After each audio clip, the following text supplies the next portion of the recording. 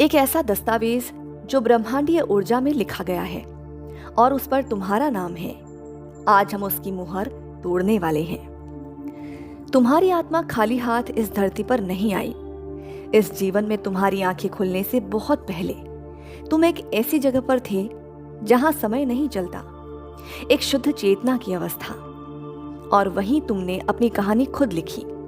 हाँ, तुमने अपने माता पिता को चुना, तुमने अपने घाव चुने, यहां तक कि जिन लोगों ने तुम्हें सबसे गहरा दुख और सबसे ऊंचा प्रेम दिया, उन्हें भी तुमने खुद चुना। यह सब कोई संयोग नहीं था, वो धोखा, जी हाँ, वो प्रेम जो मानवीय सीमाओं से परे लगता था। यह सब एक पवित्र अनुबंध का हिस्सा था। ये नियति नहीं थी, ये सिर्फ कर्म फल भी नहीं था। ये तुम थे, एक जागरूक आत्मा जिसने एक राह चुनी, आराम के लिए नहीं बल्कि आत्मविकास के लिए। कल्पना करो, जन्म से पहले तुम्हारी आत्मा एक दिव्य सभा में बैठी है जहां समय नहीं है, सिर्फ चेतना है। वहीं तुमने इस जीवन का खाका तैयार किया। यही है आत्मा का अनुबंध।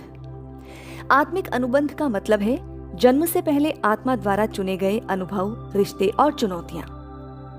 यह है हमारे जीवन का अदृश्य खाका जो हमारे कर्म, हमारे जीवन पाठ और हमारे गहरे रिश्तों को निर्धारित करता है। वेदों और संस्कृत ग्रंथों में इसे पूर्व संकल्प संस्कार या प्रारब्ध कहा गया है। उपनिषदों में कहा गया है कि आत्मा जन्म लेने से पहले ही अपना उद्देश्य और कर्म तय करती है। बौद्ध, ताओवादी और मिस्र की रहस्यमयी परंपराओं में भी यही विचार मिलता है। अब एक सवाल, कर्म और अनुबंध में क्या फर्क है? तो कर्म अतीत की क्रिया का परिणाम है, जबकि अनुबंध आत्मा का सजग चुनाव है। आत्मा जानती है कि उसे किस अनुभव से गुजरकर सीखना है। कभी कभी तुम किसी व्यक्ति से मिलते ही महसूस करते हो कि ये मेरी जिंदगी में क्यों आया। यही है आत्मिक अनुबंध का सक्रिय होना। कई नियर डेथ एक्सपीरियंसेस और आकाशिक रिकॉर्ड्स के अध्ययन में लोग बताते हैं कि उन्होंने जन्म से पहले आत्मा की सभा में अपने जीवन की योजना देखी। यह साबित करता है कि जीवन कोई दुर्घटना नहीं है, बल्कि एक पूर्व निर्धारित आयोजन है।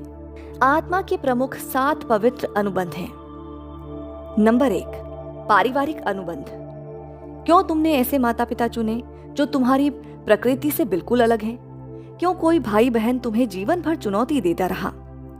क्योंकि आत्मा इन रिश्तों को चुनती है वंशगत घावों को भरने के लिए, पिछली पीढ़ियों के कर्म को ठीक करने के लिए। कठिन पारिवारिक रिश्ते आत्मा को सबसे अधिक विस्तार देते हैं। नंबर 2, प्रेम और जुड़ाव के अनुबंध। कुछ प्रेम कहानियां इतनी गहरी होती हैं कि लगता है जैसे उन्हें ब्रह्मांड ने लिखा हो। आत्मा प्रेम से सीखती है आत्मस्वीकृति और कभी कभी छोड़ने की कला। ट्विन फ्लेम अनुबंध में आकर्षण और उतल पुतल दोनों होते हैं।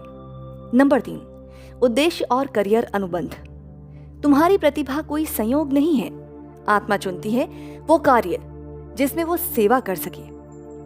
नंबर 4, उपचार और सेवा अनुबंध। कुछ आत्माएं दूसरों के दुख से गहराई से प्रभावित होती है। ये जन्मजात हीलर होते हैं, लाइट वर्कर्स होते हैं जो सेवा के लिए आते हैं।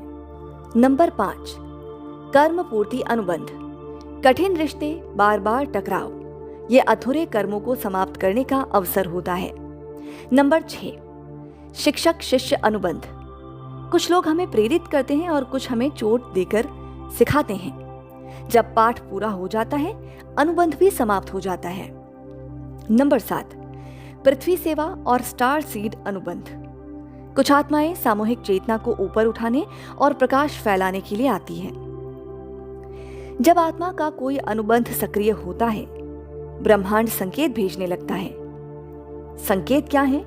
किसी से पहली बार मिलकर ऐसा लगना कि वो पुराना परिचित है, बार बार एक जैसे अनुभव या रिश्ते, अजीब डर या बिना सीखे अद्भुत प्रतिभा, किसी व्यक्ति के आसपास तीव्र भावनात्मक प्रतिक्रिया, बार बार आने वाले संयोग, भविष्य सूचक सपने, किसी खास व्यक्ति के पास ऊर्जा का बदलाव महसूस होना। तो इन अनुबंधों के साथ काम कैसे करें? ध्यान के जरिए आत्मा से जुड़ो, आकाशिक रिकॉर्ड्स तक पहुंचो, अपने जीवन के पैटर्न्स को पहचानो, सक्रिय अनुबंध का सम्मान करो, सीमित अनुबंध को दोबारा लिखो, पुराने अनुबंधों से मुक्ति पाओ, अपनी ऊर्जा की रक्षा करो और नए अनुबंध बनाओ। याद रखो, तुम खाली नहीं आए थे। तुम्हारी आत्मा इस जीवन में एक मिशन लेकर आई थी। हर रिश्ता, हर संघर्ष, हर संयोग उस मिशन का हिस्सा है। शायद तुम अपने कुल के घाव भरने आए हो, शायद किसी अधूरे प्रेम को पूर्ण करने आए हो, या शायद तुम एक प्रकाश वाहक हो जो दूसरे की राह रोशन करने आया है। अब अपने सक्रिय अनुबंधों को पहचानो, स्वीकारो और उसे प्रेम, समझ और सजगता से पूरा करो। धन्यवाद।